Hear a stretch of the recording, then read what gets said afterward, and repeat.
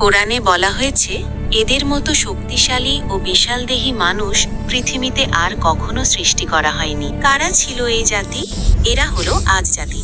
আজ থেকে প্রায় ৩-৪ হাজার বছর আগে আরবের দক্ষিণাঞ্চলে, বিশেষ করে ইয়েমেন ও ওমানের মধ্যবর্তী আহকাফ নামক এলাকায় তারা বসবাস করত। আল্লাহ তাদের দান করেছিলেন বিশাল দেহ, দীর্ঘ হায়াত এবং পাহাড় কেটে আকাশচুম্বী অট্টালিকা বানানোর অসাধারণ ক্ষমতা। তাদের স্থাপত্যকলা আজও বিশ্বের বিস্ময়। কিন্তু এই অসীম শক্তি পেয়ে তারা অহংকারী হয়ে ওঠে এবং মূর্তি পূজায় লিপ্ত হয়। আল্লাহ তাদের পথ দেখাতে হযরত হুদ আলাইহিস সালামকে পাঠান। তিনি তাদের এক আল্লাহর ইবাদত করার এবং পাপাচার ত্যাগ করার আহ্বান জানান। কিন্তু তারা নবীকে উপহাস করে বলেছিল, আমাদের চেয়ে শক্তিশালী আর কি আছে? অবশেষে আল্লাহর গজব নেমে এলো।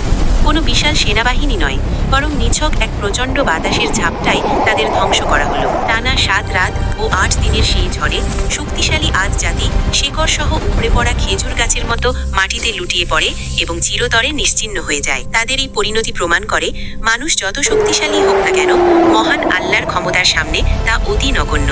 প্রকৃতপক্ষে আল্লাহই সর্বশক্তিমান।